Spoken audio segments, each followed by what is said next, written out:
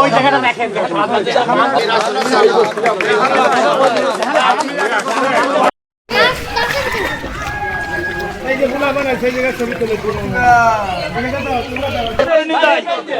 এই বাইতে বেড়ে যায়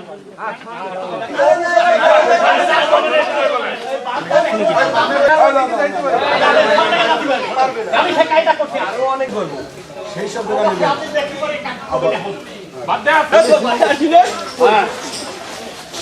আপনার জ্ঞান বাড়ি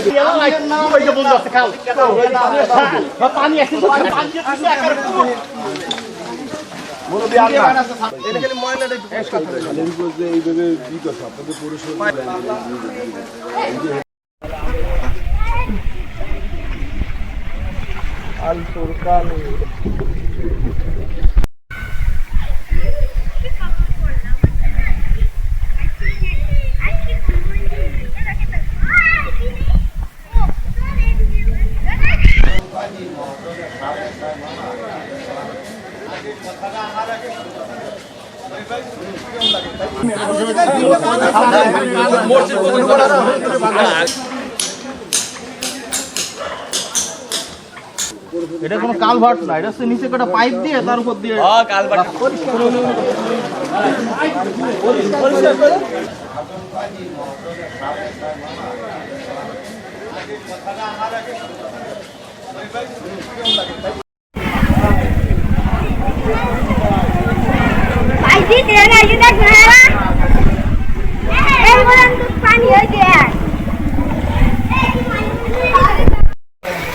আপনি যাবেন ফিরা ওকে যে খেলার ধরো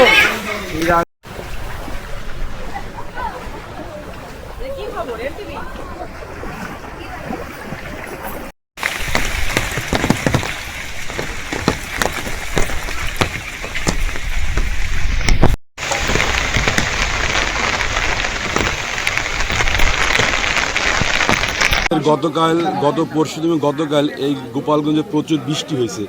বৃষ্টি হওয়ার কারণে গোপালগঞ্জের অধিকাংশ জায়গা জলাবদ্ধতায় ভরে গেছে। এই কারণে আজকে আমার সরজমিনে গতকাল আমি বেরোইছি, আজকেও বেরোইছি। আমাদের গোপালগঞ্জের অপরিকল্পিত শহর, এখানে কোনো পরিকল্পিত কোনো ড্রেন নাই, কোনো রাস্তা নাই। তাই আমি এই টোটাল গোপালগঞ্জ শহর ঘুরে ঘুরে আমি দেখছি।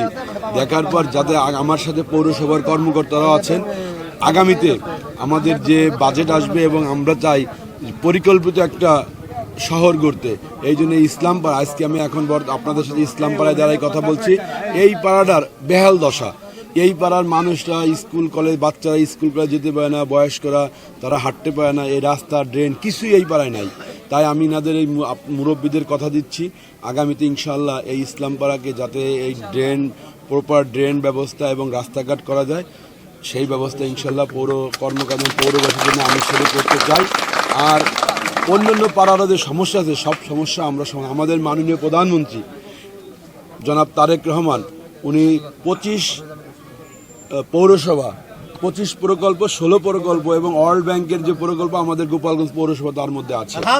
আমাদের মাননীয় প্রধানমন্ত্রী, এই জন্য আমি এবার চাই, দেখেন বিগত সালে শুনেছি হাজার হাজার কোটি টাকা বরাদ্দ হয়েছে, হাজার হাজার, তা কই?